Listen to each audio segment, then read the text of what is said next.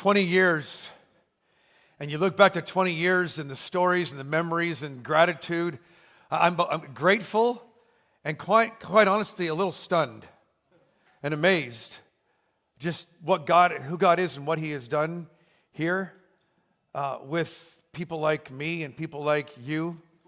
Crazy. I think people think, you look back on it and go, okay, so 20 years, where did all this start? And there's lots of times you look back in the moments, you don't realize when it started, when it actually started, you weren't even aware of it at the time. It was probably 26, 27 years ago. I was working at a church called North Coast Church down in Vista. I was on staff there working with middle school and high school kids. And on some Tuesday afternoon in the 5th, 6th grade room, they called it Club 5-6, I walked over to Larry and said, he was a senior pastor, and Larry's published and speaks all over the world. He's crazy.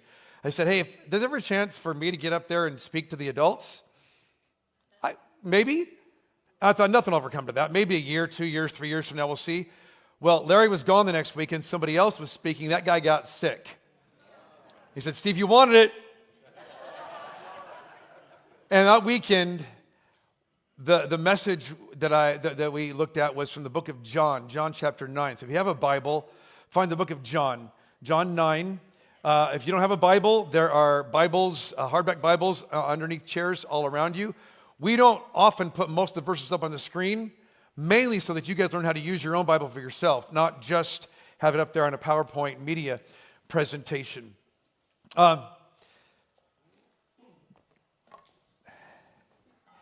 As you get there, give me a second. Oh, shoot.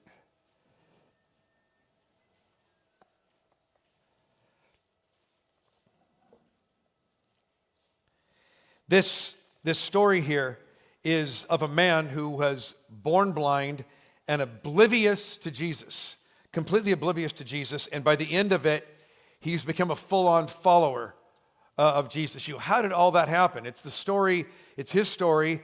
It's not just his story, it's our story of how we go from being oblivious to Jesus. Perhaps some of us, we weren't oblivious to Jesus, we were opposed to Jesus. We're like, no way, pal.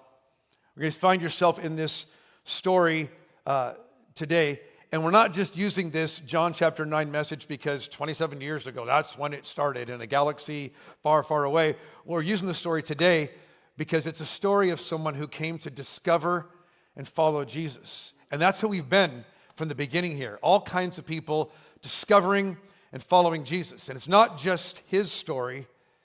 It's your story. It's our story, no matter what. So the story starts off in John chapter 9. Jesus is just walking along. As Jesus was walking along, he saw a man who had been blind from birth. Rabbi, his disciples asked him, why? Mark that up in your Bible if you want. Why was this man born blind? Was it because of his own sins or his parents' sins? That's a common question whenever you see somebody who's experienced difficult things, when you have gone through difficult things in your life. One of the first questions, it goes, guy, why? And the question is, why? Did I do something? Now, how can you say this guy sinned like he was born blind? But he sinned like he was being a jerk in utero with his mama? Or did his parents, it's like this is what the culture tends to think about this, is that whenever bad things happen, someone did something, whether I did it myself or somebody did it to me, and I'm the result, I was in the wake zone of their sin and their stupidity. And that's a common thing. That's often true. But Jesus has a different answer this time. It was not because of his sins or his parents' sins, Jesus answered. This happened so the power of God could be seen in him. If Jesus doesn't frustrate you once in a while, you're not reading the Bible. Wait, so you're telling me, God, that you cause or allow things in my life so that you can show off how amazing you are. Really?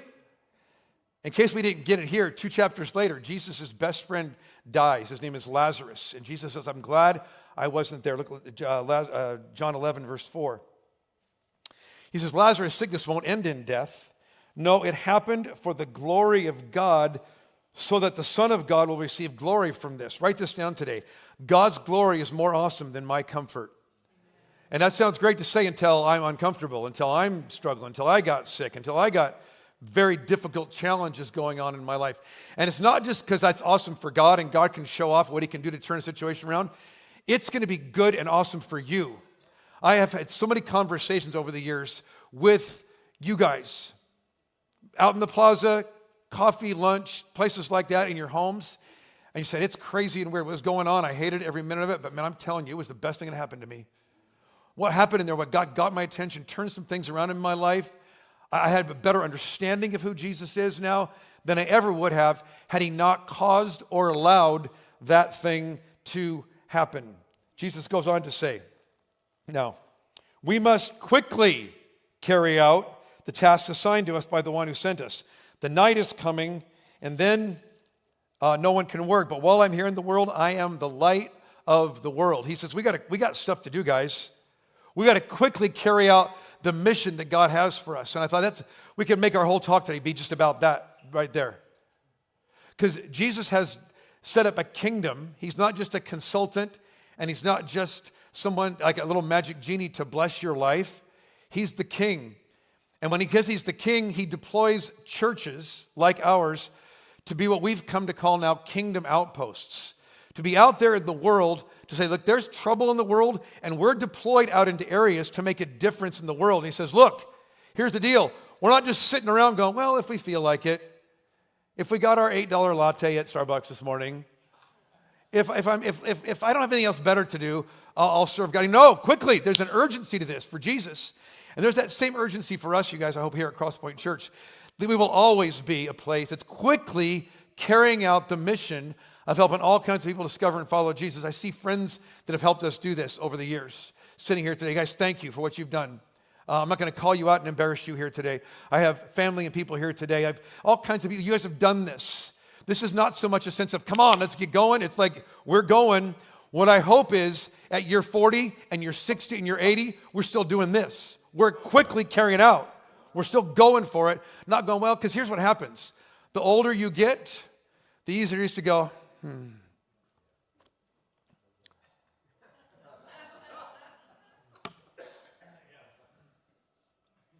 Man, I hope we go out, we keep going for it, quickly carrying out what God has for us. And so, the next section of that note, she says, the story we find ourselves in. It's the story of a guy who doesn't know Jesus at all, and by the end of it, you'll see the amazing turnaround that happens in his life.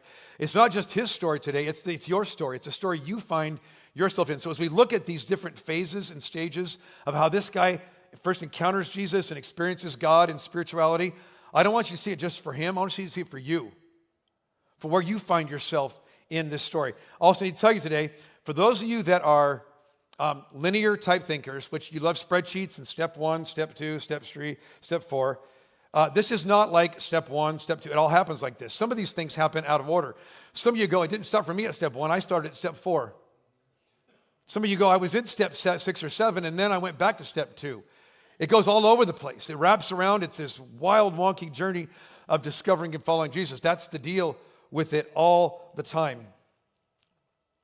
For a second here, just close your eyes. Everybody, close your eyes. And now imagine that that's all you've seen since you've been born. You've never seen anything. And guys, you can put your hand up, you can see color, you can wave your hand. He wouldn't even have seen that. No light even, just complete darkness since he was born. He was born blind. Climb inside the story to understand what that would have felt like for him. We found out he's begging. He's just put by a place to beg for money to help get a few dollars to help take care of him. Jesus says, while I'm here in the world, I'm the light of the world. And the next thing this guy hears is, then Jesus spit on the ground, made mud with saliva, and spread the mud over the blind man's eyes. He told him, go wash yourself in the pool of Siloam. Siloam means sent. So the man went and washed and came back seeing. Here's step 1 in your journey of discovering and following Jesus for a lot of us is oblivious to Jesus. He doesn't know who Jesus even is. Well, later I'm going to find out it's some guy that I've heard about. Oblivious to Jesus is where a lot of us start.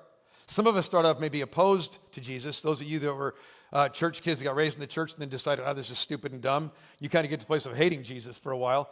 That sometimes happens. That might be where you're at on your journey today. But there's a man who's been born blind. Now, whenever I look at the stories in the Bible, I want to climb inside the story and go, this is a real guy. John doesn't give us his name, but we're going to give him a name today just for us. What should we call him? Fred. We used Fred last night. Give me a new name. George. Thank you. We'll use George. Here's George. George is here on the side of the road. Jesus spits on the ground, tells him to go wash the pool of Siloam. If you're blind, how are you getting to the pool? And once again, is Jesus paying attention here? This guy's blind, for crying out loud. Here's what you need to know today, is that sometimes you don't need God to do a miracle for you. Sometimes you're going to be the person that's going to lead somebody to help them find their miracle.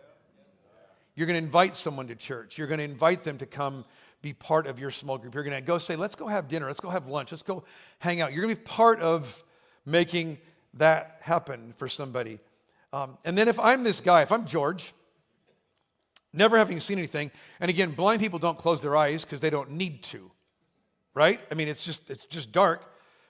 He's on the ground, and all of a sudden, somebody's walking. You don't see him. If I'm George, I'm going, what's the deal, pal? I mean, we know for a fact there were many times when Jesus did miracles, it was a bam, zap, done. Healed him. And Jesus certainly could have done that. He could have said, you were blind, now you see. For some reason, he's going to put mud on him and then make him do something uncomfortable and awkward and difficult in order to get to his miracle. Some of you want a miracle from God today in your marriage, in your finances, in your personal well-being, whatever that is. You need a miracle from God. You need God to take some things and turn some things around for you. You're praying for a miracle, and yet you know God has called you to go back and talk to our prayer team and pray with somebody, or go get counseling, or go take Financial Peace University, or different classes that are out there to help with all those kind of things. For dudes, to go get counseling. Oh, man, I'm a dude. I don't do counseling. It's make you cry. That's weird and stupid and weird. I'm telling you right, the reason you're not experiencing a miracle right now is perhaps Jesus is asking you to trust him enough. Trust him enough to go do something weird, difficult, awkward, frustrating.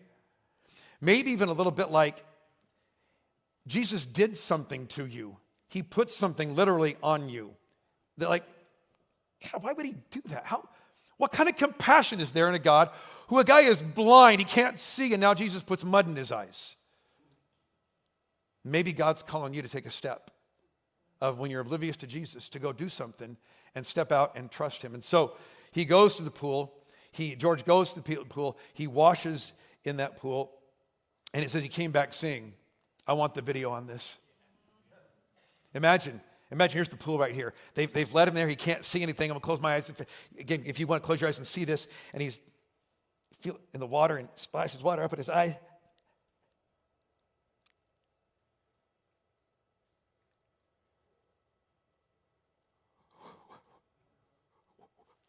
Wait, what? Red. To see red for the first time in your life. And then we know from blind people when they are, a lot of times how they experience things is by sight, is by hearing things and by touch.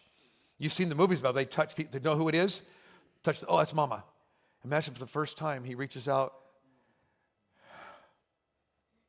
and he sees his mom for the first time. Can you imagine? He came back saying, my guess is this guy was going out of his mind crazy. Seeing colors, knowing what leaves look like now finally. Seeing dirt, just seeing for the first time. I was blind and now I see. He's all stoked and excited about it. His neighbors, verse 8, and others who knew him as a blind beggar asked each other, isn't this George who used to sit and beg? Some said he was, and others said, no, he just looks like him. Beggar kept saying, I'm George. I'm the same one.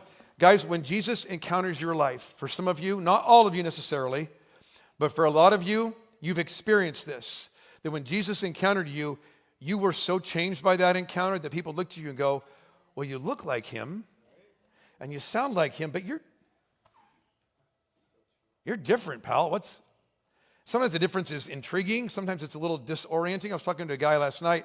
Greg and Kathy Sampson helped us start the church years ago. They ran children's ministry. Greg played football at Stanford and Houston and stuff like that. He talked about he wasn't a Christian and then became a Christian. He said, I had a filthy mouth, because all football players and football teams have filthy mouths. Not all of them, but a lot of them do. A lot of them do. And he said, I didn't even think about anything. He said, and also I became a Christian, and the language stopped, and people didn't know what to do with me on my team. All of a sudden, the shady stuff we would go and do and be, it just, not anymore. They didn't know what to do with me. You look like him, you sound like him, you smell like him. But are you really him? This is going to happen for you sometimes, where you will be encountered, Jesus will encounter you and change your life. And it'll be so dramatic that people go, well, you look like him, but you don't feel like him, you don't seem like him. And so this whole discussion goes on.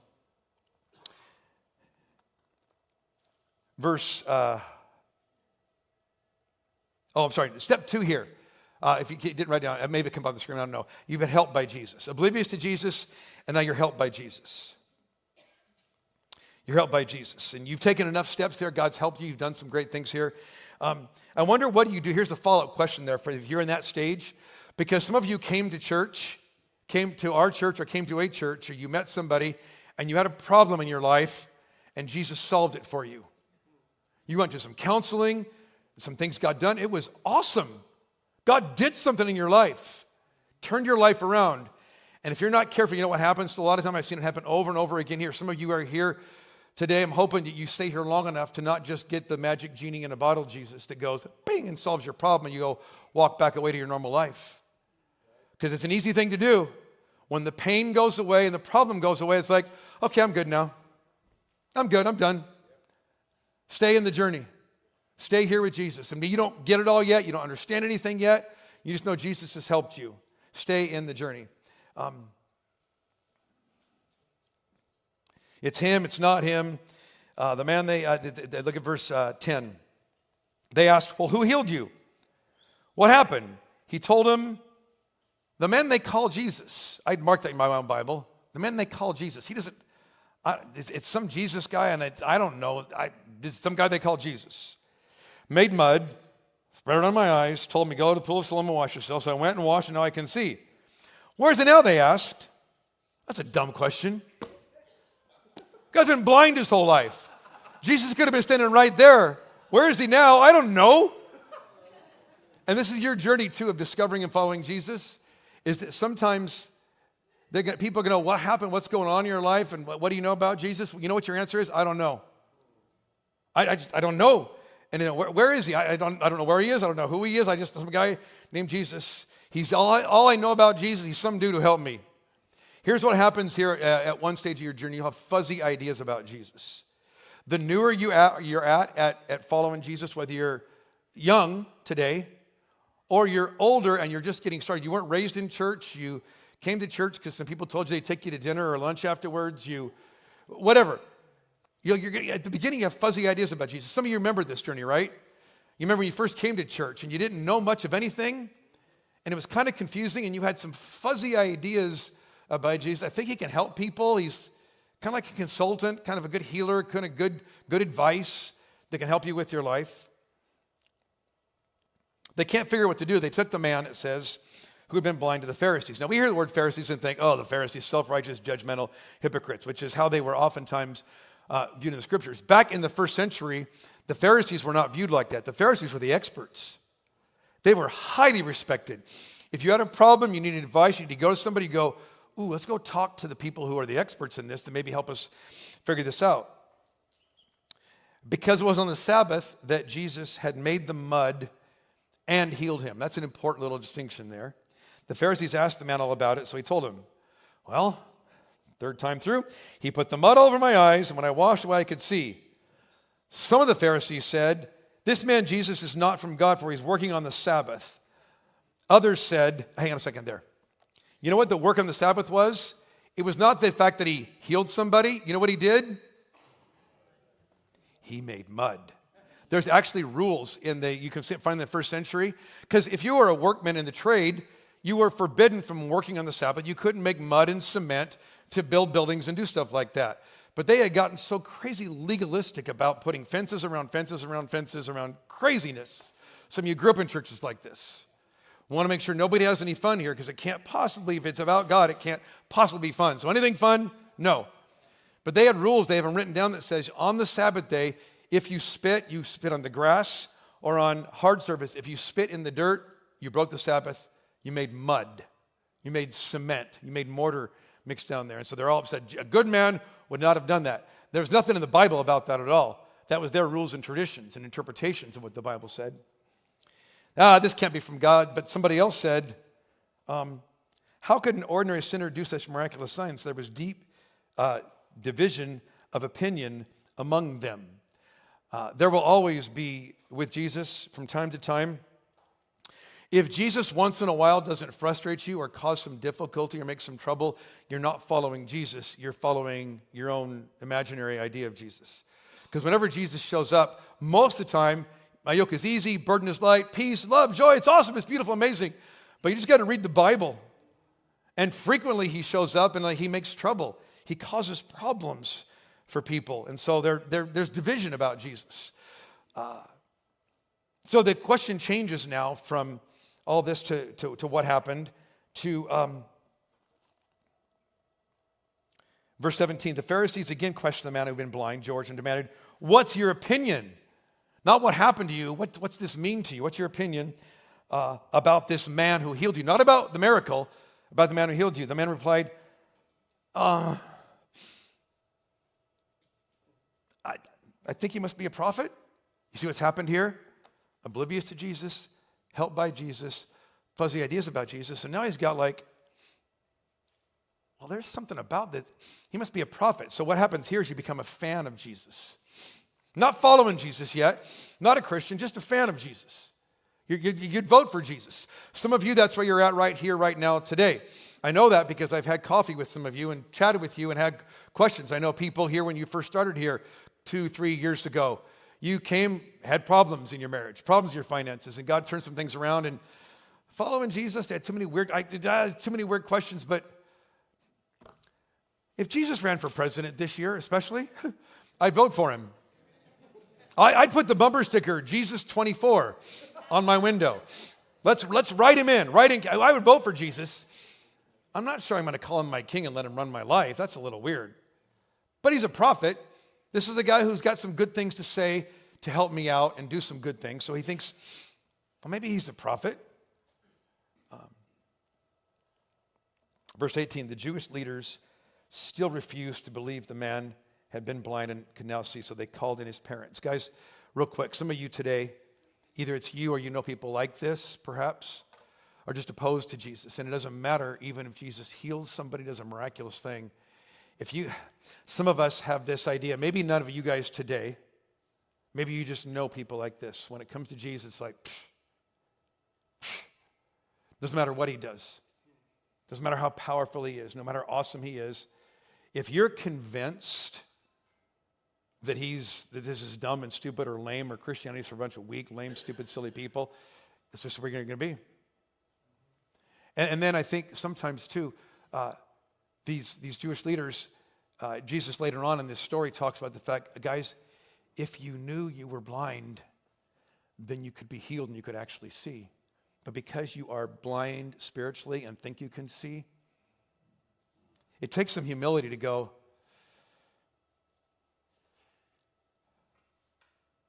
maybe I don't have this figured out. And I think this is all stupid and lame and weird, but at least I'm willing to at least look at some of the evidence and see. Check that out. If you have questions about the difficult questions of Jesus and Christian, I'm going to talk to you about that. You're welcome here to wrestle with us and go, I think this is stupid and lame. I remember there's a guy here, I'm not even sure he's here today. Anyway, years ago in the plaza, he didn't want to be here, but his wife, marriage trouble and stuff like that going on. And he walked up to me, second week he was here. He said, I kind of like what's going on here. I think and I'll spare you the language that he said to me. But I kind of like this here. Sometimes you got to drop the hands and go, I'm willing at least to just consider and check and see where all this goes. So they're opposed. They call George's parents in because they want to discredit the miracle. They can't discredit Jesus. Maybe this isn't really the guy. Maybe it's confused identity. Maybe he's got a doppelganger kind of guy out there. He just looks like the guy. They asked him, "Is this your son?" Verse 19. "Was he born blind? If so, how can he see?" His parents replied, "Well, we know this is our son, and we know that he's born blind.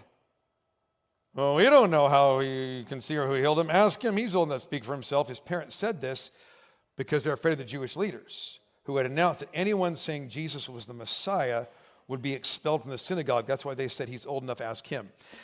Now, we hear expelled from the synagogue, a spiritual place to gather. We think, okay, if I got expelled from Crosspoint Church, honestly, within a slingshot of here, there are 4 good churches you could go to. Not as good as us, but yeah. But you could find them. There's great churches all around here. That's not what goes on. In the first century, there was the synagogue. If you were expelled from the synagogue, you were certainly expelled from being part of the spiritual life of the community, but you were also excommunicated. You were shunned from any kind of business, financial dealings. You had no relationships anymore. Everything was taken away from you. It was a terrifying thing.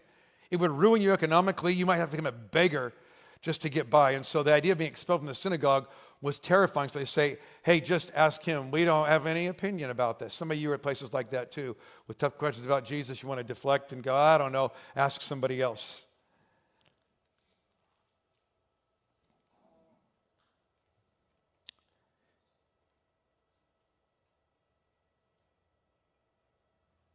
So, look at verse 24. For the second time, they called in the man who had been blind and told him, God should get glory for this. They played the God card here.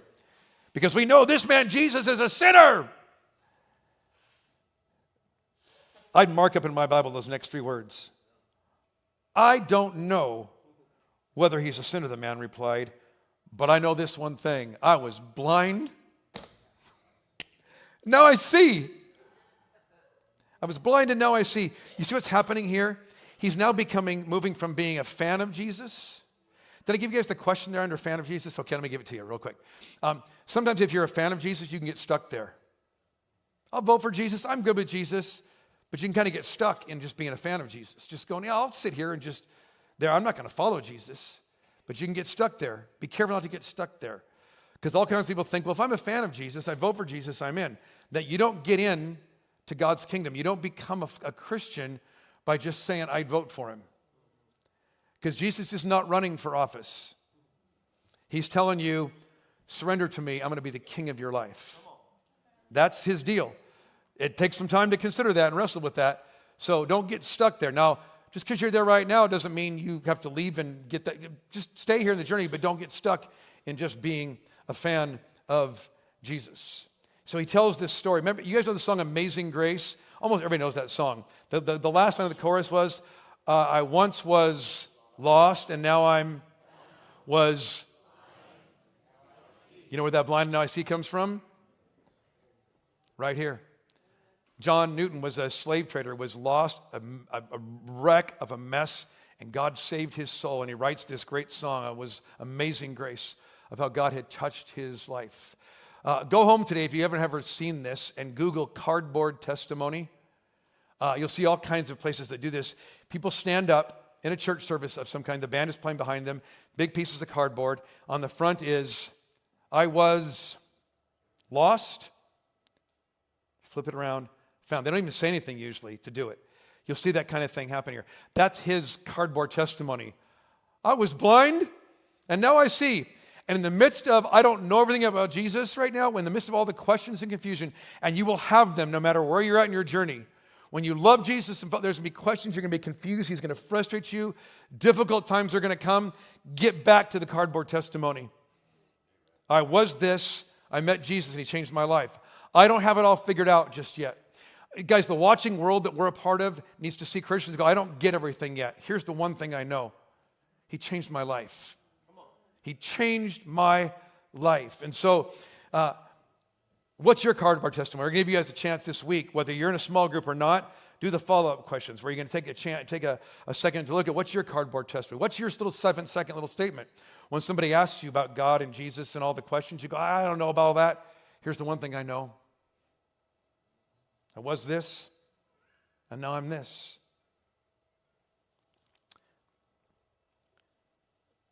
Look at verse 26. But what did he do, they asked. How did he heal you? And now you see this guy, George, getting riled up. Look, the man exclaimed, I told you once, didn't you listen? Why do you want to hear it again? Do you want to become his disciples too? You see what he's doing here now? This is one of the stages of becoming a Christian and figuring out Jesus. He's defending and promoting Jesus.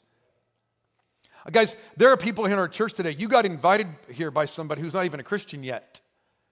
And they were experiencing things here and were excited about it. They invited you to come, and you became a Christian before they did. He's defending and promoting Jesus right now. He says, maybe you guys want to, he's being a little sarcastic, but you get that right too. Sarcastic with this guy, defending and promoting Jesus. Do you want to become his disciples too? And then they do look at verse 28. Then they cursed him and said, you are his disciple, but we are disciples of Moses. And everyone went, ooh. Jesus, there's some new prophet here. We go all the way back to the beginning. We're disciples of Moses. We know God spoke to Moses. We don't even know where this man comes from. And this guy is riled up now. Well, now that's crazy. That's strange, George said. He healed my eyes, and yet you don't know where he comes from? You know what he's saying there is? What's wrong with you? We know that God doesn't listen to sinners, but he's ready to hear those who worship him and do his will. Ever since the world began, no one has been able to open the eyes of someone born blind. If this man were not from God, he couldn't have done it. See what he's doing, defending and promoting Jesus here? You were born a total sinner, they answered. Are you trying to teach us? And they threw him out of the synagogue. He gets expelled from life in his own city. Think about what happens to that guy in a day's time. Blind, Jesus meets him, he heals him, you can see again here, and now he's thrown out of his life. One of the stages of discovering following Jesus is you'll be persecuted because of Jesus. See, I like the Jesus that's the yay Jesus. Jesus healed me, saved me, gave me purpose and joy. The verse is, his yoke is easy, his burden is light. Jesus, I've come to give you life and life to the full. Nobody likes to read the verses. Jesus says, yeah, they hated me, they're going to hate you. From time to time, it's not going to be yay Jesus, it's going to be Jesus. What do you do when Jesus doesn't pay off for you? What do you do when Jesus costs you? Great question. Write that down. What do you do when Jesus costs me something? Because oftentimes, you'll take a look at some verses this week on the inside of the program called Intersect, where persecution can be a difficult thing because it really makes you think, is this worth it? Is this worth it to deny some things about myself that are just difficult for me? Is it worth it, the challenges of following Jesus? Is it worth it? You're going to get to that point. Every single person who's ever followed Jesus has from time to time a moment or two where they go, he's a prophet. I think I don't know.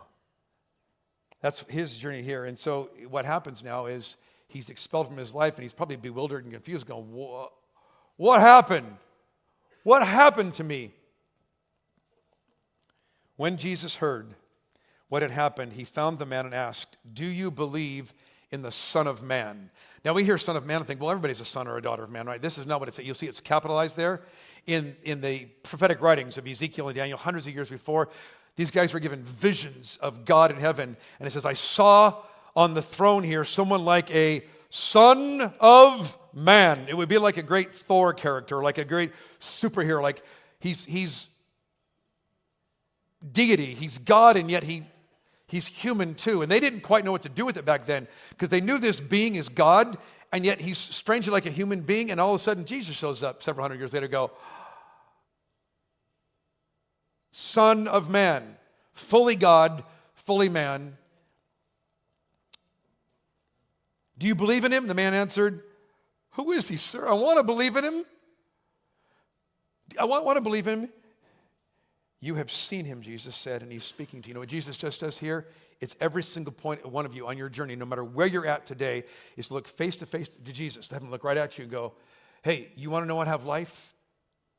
He's looking at you right now. Do you want to believe? You've seen the way to life. You've seen the person that needs to run your life, to be the king of your life. Not just a consultant, but the king of your life. You have seen him. He's speaking to you. Yes, Lord, I believe, he said. And the man, he says, and he worshiped Jesus. Worshiping Jesus is far more than singing songs. If you're just getting started with this, you go, what, like a band was there and they started playing some songs? Started singing songs to Jesus? See, all worship is an expression of our heart. Worship, write this down here. The phrase I like to use for this is he now moves from oblivious to Jesus and perplexed by Jesus and all that to now he's enthusiastically surrendered to Jesus. See, when you become a Christian, it's not like, well, I don't want to go to hell, so I'll give having fun in this life and go, all right, God, if I have to. That's not what becoming a Christian is. Becoming a Christian is, this is freaking amazing. I'm stoked about this. So it's an enthusiastic surrender to Jesus wherever you're at today on this journey of discovering and following Jesus, whether you're oblivious to Jesus, opposed to Jesus, perplexed by Jesus, fuzzy ideas, fans of Jesus, defending, whatever you're at today, Jesus is looking at you. Hey, you've seen the way to life. What am I going to? I'm going to worship Jesus. I'm going to enthusiastically surrender my life to Jesus. If that's you today and you're saying, like, God's speaking to my heart right now, I'm feeling that. Yeah, let's go.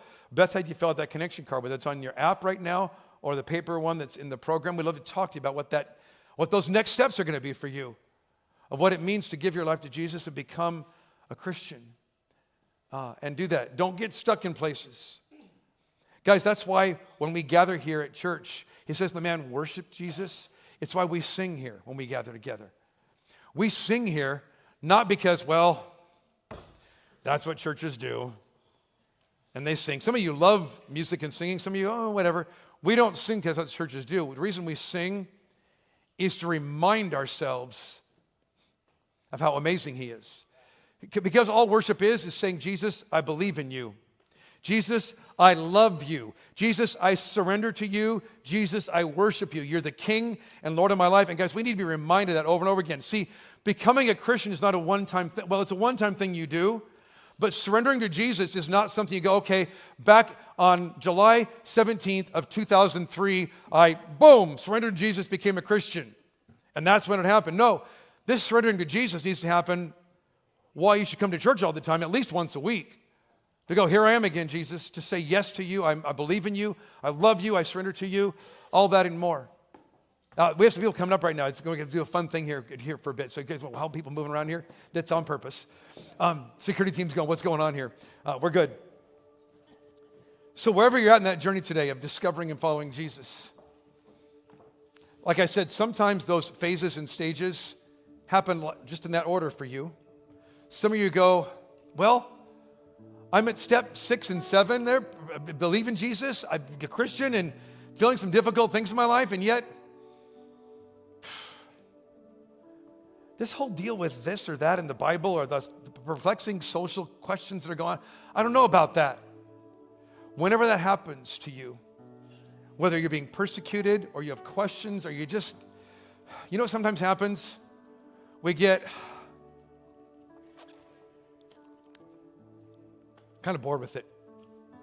If we're honest, we get kind of like, about it. You got to remind yourself again of your cardboard testimony. I don't know everything, but I do know one thing. I was, and now I'm. Here's my cardboard testimony. These people are going to share their cardboard testimony with you in just a second here. Mine is, I was a wicked, lost church kid. And now, I'm a saved church kid. I don't have a big, dramatic, crazy story. You don't have to have a big, dramatic, crazy story. Here's a few stories if people want to share that with you.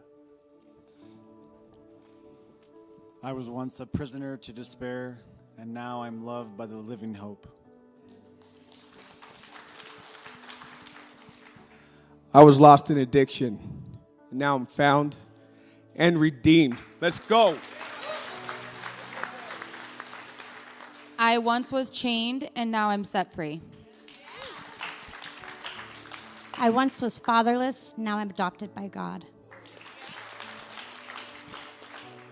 I once was not enough, now I'm more than enough in Jesus Christ. I once was seeking approval, and now I am secured in Christ. I was dead and on life support due to suicide and addiction. and now I am healed and free in Christ. I once was buried with shame and guilt, but now I have been raised up by His grace and forgiveness. I once was shamed, now I'm redeemed. I once was powerless, and now I'm living in the Holy Spirit's power. I was broken, and now I'm restored. I once was a prisoner of this world, and now I'm set free. Yeah. I don't know what your story is. Take a second to know your story. I'll give you a chance today to sing some great songs about God and remind yourselves to say yes to Jesus all over again, or maybe for the first time. If you need prayer for anything, maybe that's holding you back from the miracle you want in your life, is to go back and talk to somebody and just say, hey, here's where I'm at. Go back and people will be moving around the room for different reasons. Go back and talk to them back there in the back corner of the room. Around the room today, there's communion. It's bread and juice that symbolizes the body and the blood of Jesus. When he was crucified, his body was broken, his blood was spilt to give you a life, to give you. See, your cardboard testimony is not that I was all messed up and then I found myself. I once was blind and I healed myself. It's like somebody did that for me 2,000 years ago. Jesus, today we love you, stunned by you, amazed by you, and just want to say yes to everything you are, everything you want to do. We're going to have the host come down and pass out the buckets. If you have your offering or connection cards, you guys can make sure you drop it in there. And so as all the kids come in, the kids are coming in because we have our 405th baptism, Crosspoint.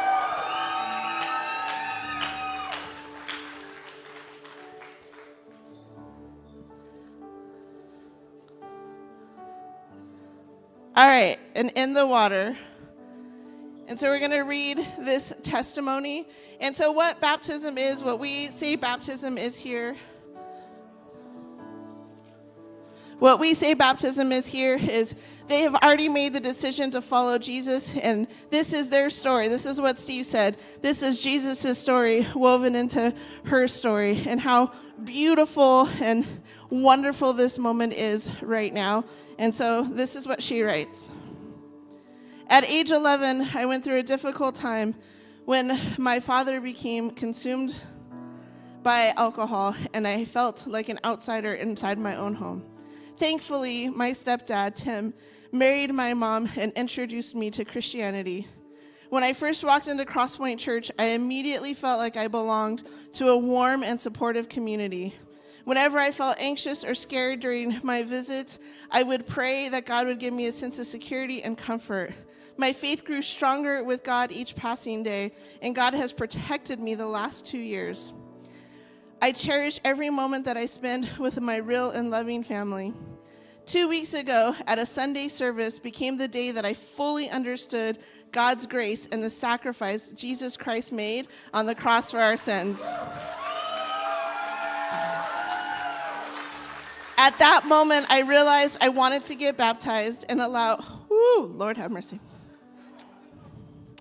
At that moment, I realized I wanted to get baptized and allow any and all fear and judgment from my past or within myself to be washed away. Get it, girl?